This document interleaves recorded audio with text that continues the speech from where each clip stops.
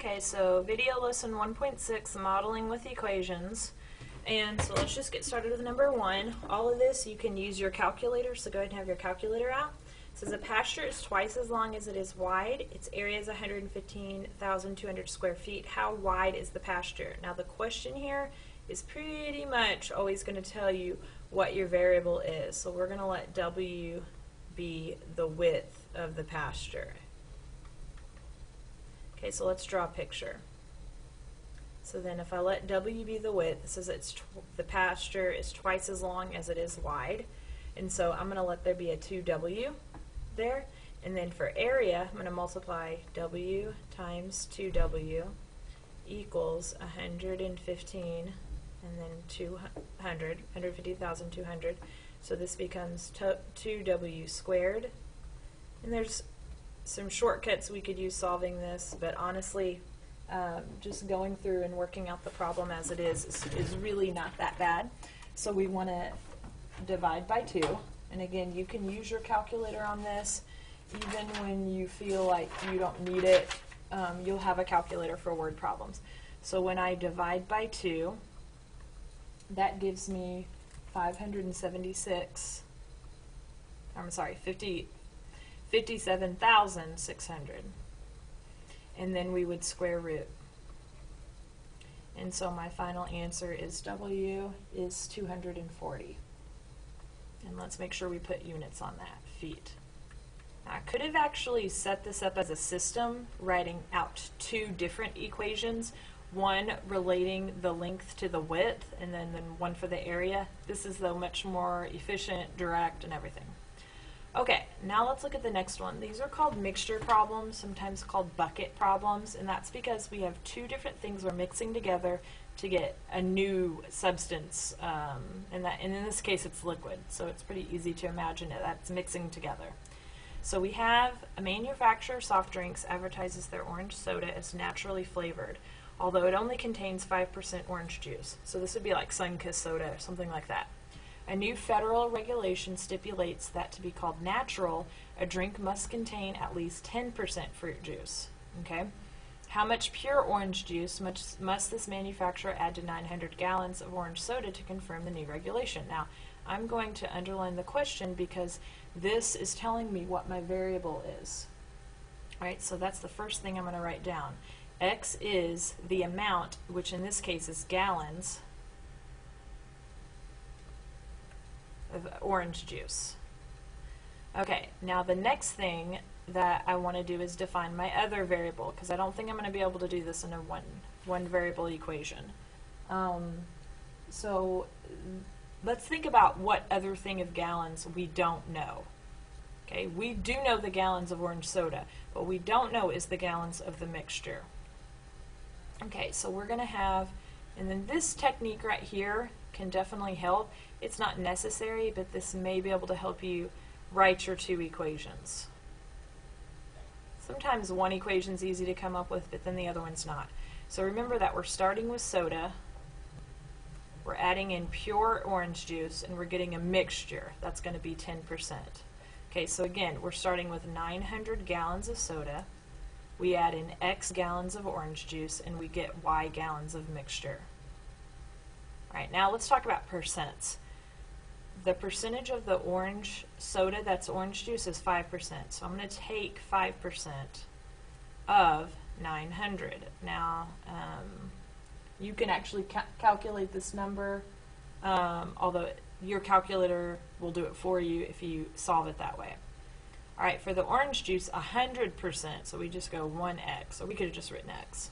100% of this value right here is orange juice. And then for the mixture, our desired percent of orange juice is 10%. So I'm going to do 0.1 times y.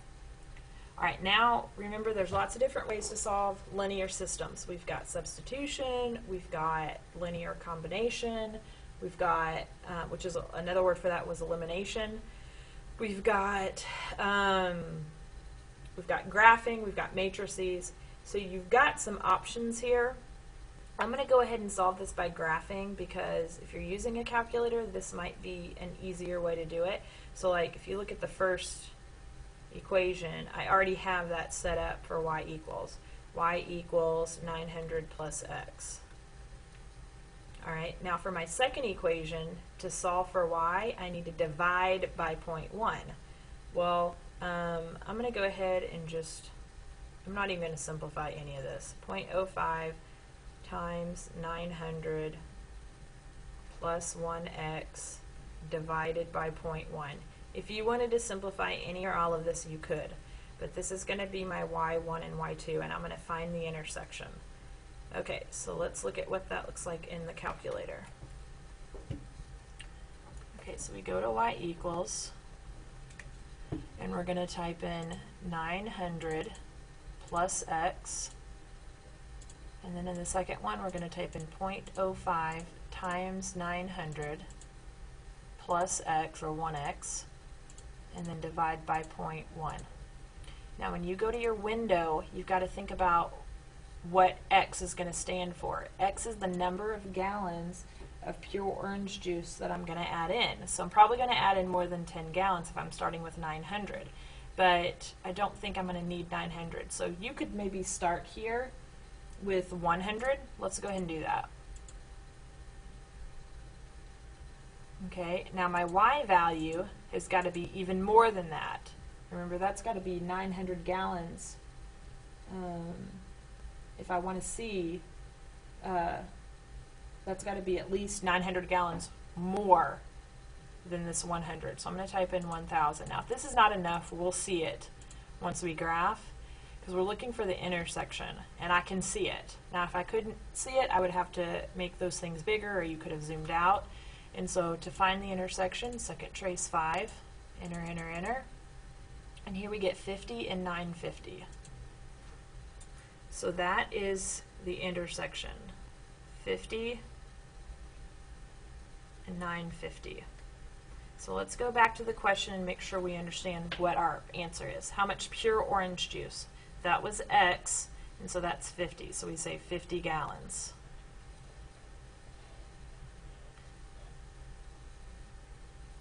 Okay, let's try another mixture problem. This one's going to work out a little bit differently. So first, let's read the question and define our variable.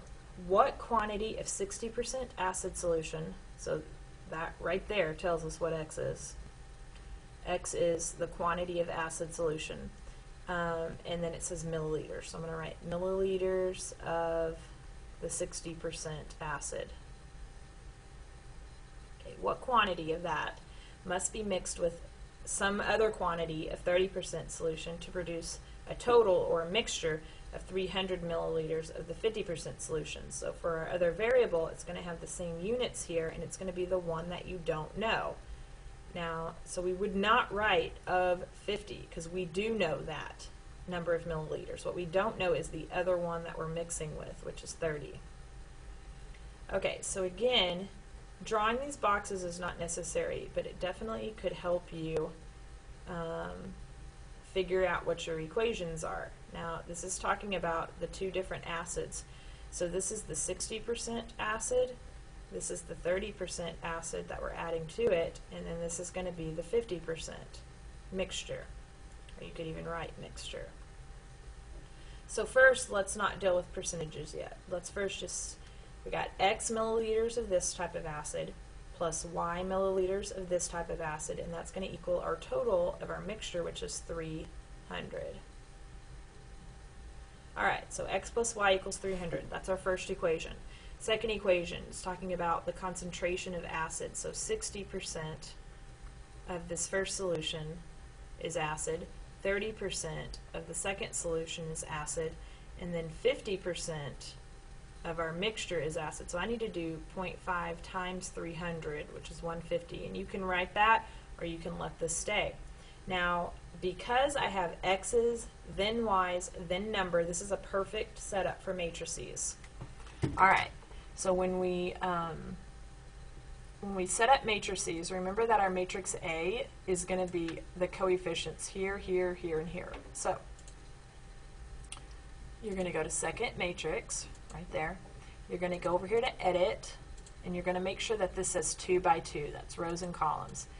And I already have this set up from doing this previously, so 1, 1, 0.6, and 0.3. Remember that you get these numbers from the coefficients, and it's just in this order. Okay, now we need to go and edit matrix B. So you go over here to edit, go down to B, and these two numbers are the numbers on the other side of the equal sign. So notice that this says 300 and 150.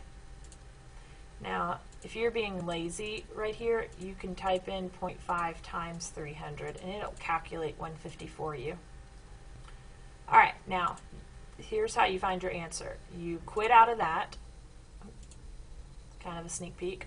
So you want to quit, and then you want to do matrix A, inverse it, and then times that to matrix B. I'm not going to get into too much right now of why this works.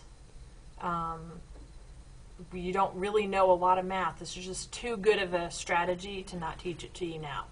So the inverse of matrix A times matrix B will solve your x and y variables for you. The first number is the x, the second number is the y. So then that tells us that x is 200 and y is 100. You could have also solved this by elimination or substitution or graphing as well. And then this says, since the original question was just what quantity of 60% acid solution, then that's all we're going to write. We're going to write 200 milliliters of the 60% solution. And that is our final answer. Okay, this next one I'm actually going to skip. Alright, number 5. A jet flew from New York to LA, a distance of 4,200 kilometers. The speed for the return trip was 100 kilometers per hour faster than the outbound speed. If the total trip took 13 hours, what was the jet speed from New York to Los Angeles? And so I'm going to write this equation. This is an equation you should remember from Algebra 2, D equals RT. And most of the time in these problems, D equals RT is how I like this equation. Now, because the only thing, I don't really know any one thing. I don't know the distance there. I know the distance there or back, but what I don't know is these two that are being multiplied together. This is going to be real tricky to solve with a system. If I knew R, either there or back, not just a relationship between the two, but if I actually knew the speed there or back, I would probably want to keep it as D equals RT, and I would write two equations for the trip there and for the trip back, substituting in variables for what I know and what I don't know and all that. Alright, but like I said, that's not going to work on this one because I don't know R or T. Alright, so what I'm going to do is I'm going to actually solve this for T, because even though I don't know what T is, I know what the total time is. So I'm going to solve for T by doing D over R, and I'm going to split this up into the trip there, which I'm going to denote by D1 over R1, and then I'm going to add that to the trip back, which is D2 over R2. Now remember that the total trip is 13 hours. Okay, so I'm going to go ahead and type in 13, or write 13 there. Now the distance for both of them is 4,200, so I'm going to write that here. I'm going to go ahead and set this up, and now all I need to do is write an expression for R. Okay, so I don't know the speed. This is the whole reason why I set it up this way. But I do know that the return trip speed is 100 faster. So if I let the trip there be R, then the trip home would be 100 plus this, or R plus 100, either way. Now this is a rational equation. There are many different ways to solve this. You could solve this by multiplying both sides by the LCD. You could get the least common denominator over here, cross multiply.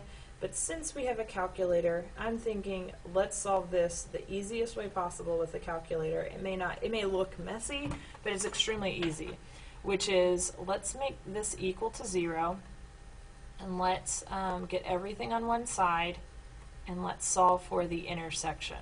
You could have solved for the intersection between the two sides as they are, but it's always, I think, easier to let that one be 0, especially when this number gets bigger or if this had been an expression of itself. Now, in our calculator, we're going to have to remember to put this in parentheses.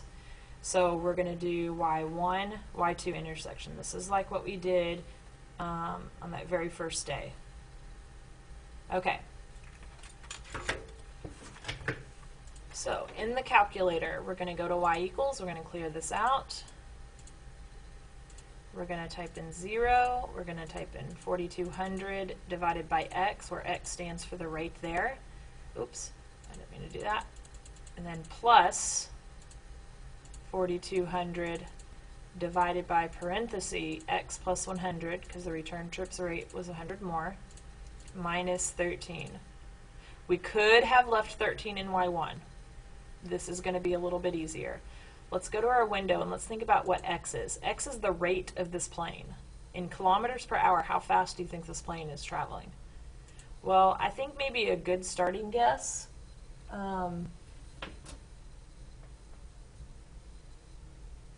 Let's say a good starting guess is 500.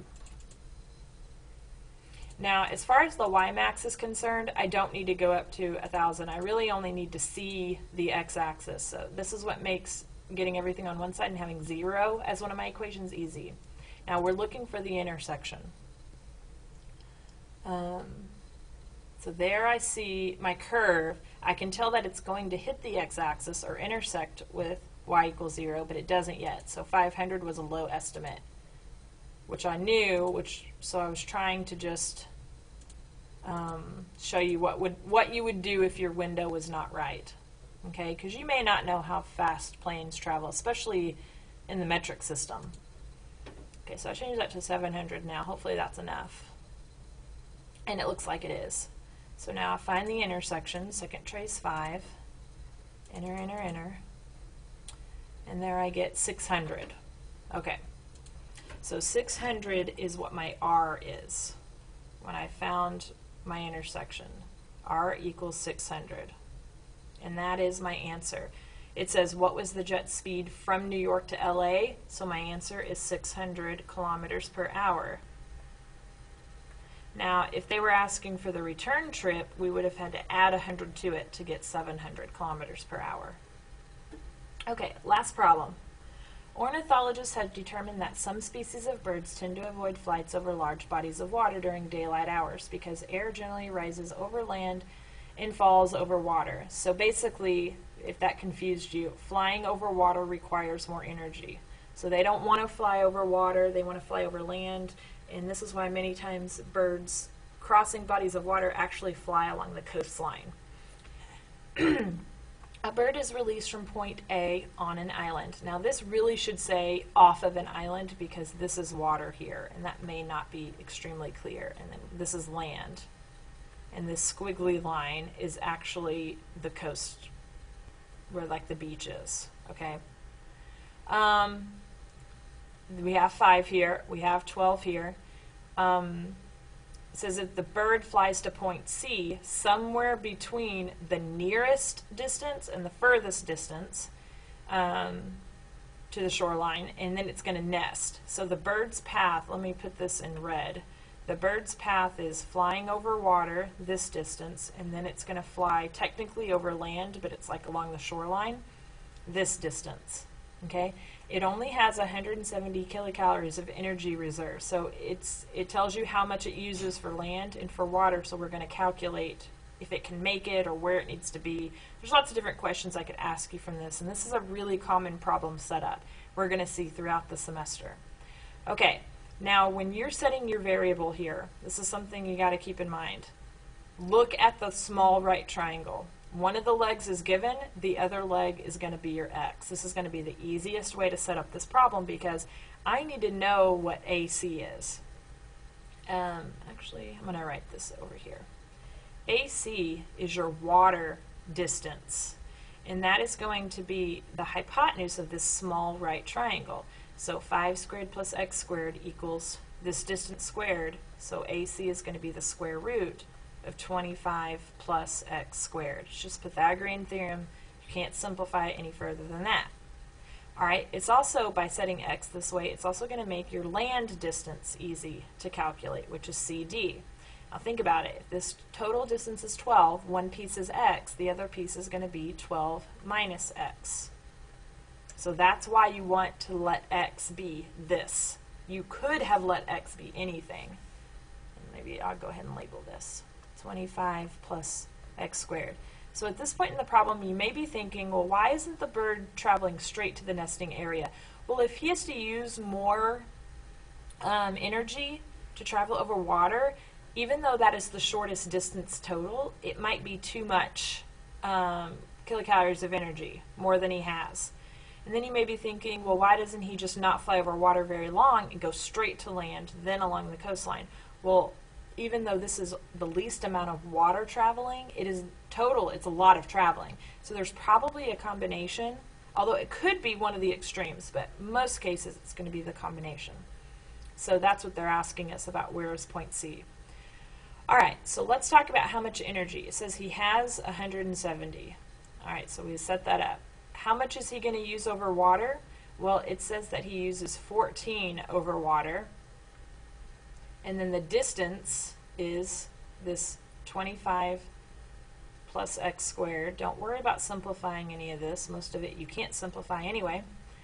Over land, he uses 10. So we'd multiply 10 by the land distance. And I'm going to use parentheses there. And we've got to solve for x. This is one equation, one variable.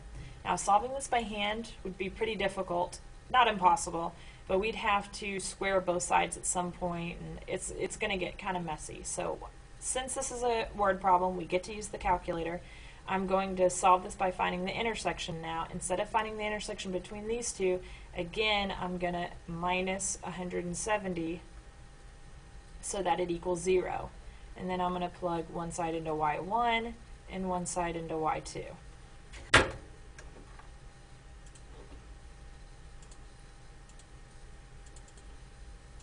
so I already have that, 0. And so, I forgot which one was first. Okay, 14. So in y2, I have 14 square root of 25 plus x squared. You've got to remember to close these parentheses. And then plus 10, 12 minus x. And then don't forget your minus 170. Now, in our window, so we can find the intersection, let's think about what x is. X is this distance right here. What does this distance have to be less than? Has to be less than 12.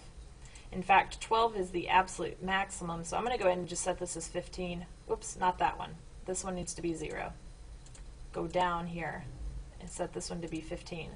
Again, since I just need to see the x-axis, so y1 and y2 are fine the way they are. I'm looking for the intersection, and I see that there are two intersections, and that could happen when you're dealing with triangles. This kind of has to do with like the ambiguous case, because there could be two different triangles being formed. Somewhere in the middle of these would be the most efficient route for that bird. That's not what they're asking us. They're asking us for exactly 170. So we're just going to find the two intersections. So second trace intersect. You just round that to 3 decimal places. Sometimes I'll tell you to round to 2, but if you're not sure, round to 3. Find the other intersection. And that one is just 3.75. So we have 2 answers, and we need to write both of them. Okay, we need to say 300, that's messy. Sorry, 3.75, and we got to look at the units that were given, miles. And then the other answer, rounded, was 6.667 miles. Somewhere in between here, there was something where the bird uses less than 170. That's for another day.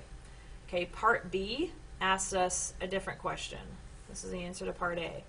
Part B says, does the bird have enough energy to go from A to D? Now this would be all the way from A to D. Now, how long is A to D? You may think that you don't know, but if I redraw this triangle, you actually do know it. Remember that this distance is 5. The total on the bottom is 12, so if you want to go all the way from A to D, that's just finding the hypotenuse. Now, this is a triple, which you should know, but if you didn't, you'd use Pythagorean theorem. So, and this is all over water. So remember that the bird uses 14 kilocalories over water. So we're going to multiply 14 times the distance, which is 13. This is 182 kilocalories. So does the bird have enough? No, he only has 170. Okay, bringing your questions to class.